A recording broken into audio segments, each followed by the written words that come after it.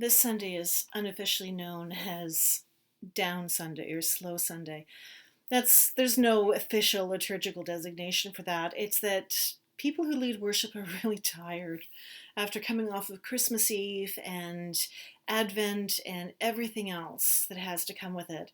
People are exhausted and they just want a Sunday off, and that's usually this Sunday. But it's also a missed opportunity to look at the stories of Simeon and Anna. Now, Simeon and Anna were both elderly folks who were at the temple. One had been raised tending the temple, the other had decided to be a part of the temple family and community of care after she was widowed. But they were both people of faith, people who were waiting the Messiah, as so many did at that point. And one day, Mary comes along with the baby Jesus. Now, the gospel tells us that Jesus had already been circumcised. That happened at 8 days. And that this was the time for Mary to be cleansed and enter the temple. So the tradition at the time, and it continued on quite long into last century actually, was that women were considered unclean when they had had children. Now, part of that really bothers feminists because there's a whole misunderstanding of the blood that women endure that men have no concept of. But part of that is also just physically getting over the action of childbirth and a cleansing of the body. It can be a very messy thing, and the church likes to keep it clean and sanitized, but giving birth is neither clean nor sanitized. It's actually quite painful, quite disgusting, a lot of body fluids.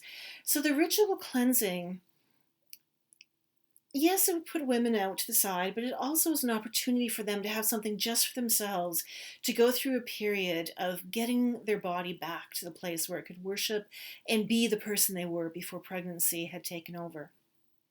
And Mary had come through this experience, and she had cleansed herself in the baths that were around the temple, and she had brought Jesus to present him. Now, this is a woman of incredible faith, as we've been looking at.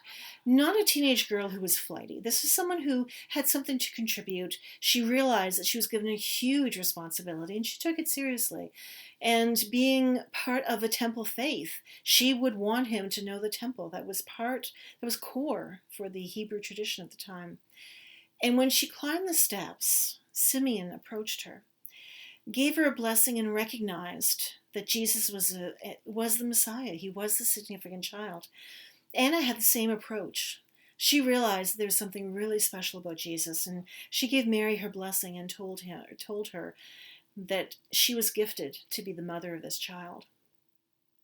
But one of the ways we know things are true in our society is that we've got outside proof. We hold a lot of stock in third-party provability in everything from gossip to legal challenges. That was not the way they proved things 2,000 years ago. The way the Gospels, the people in the Gospels would have known to prove things, to see that it was true, was if something was repeated and recognized by complete strangers. And that's what we have here. Mary had been told by the angel that Jesus was special. Joseph, in another gospel, had been told by the angel that Jesus was special. The Magi had come, the shepherds had come, but here were people raised inside the Hebrew tradition who recognized Jesus. It was affirming for the early Christians who heard these gospels that, yeah, this is the one we've been waiting for. This is who is going to lead us. This is someone who is going to show us a different way of being. I invite you this Sunday not to work too hard at thinking about it. Have your rest like the rest of us. Have your downtime. But think about the observation. If you were at the temple, what words would you have told Mary, assuming completely that you recognized Jesus for who he was? What would you have told Mary? What words of this season would you have passed on? What things do you think she should have known, or that you think would have been helpful? What words of kindness or respect or expectation would you have brought? See, Jesus comes with those expectations. And throughout church history, throughout the Gospels, we see repeatedly people being disappointed when their expectations aren't met. But Jesus is pretty clear about what he's about to do. Mary was clear about what she was about to do. She knew who this child was. The angel had told her.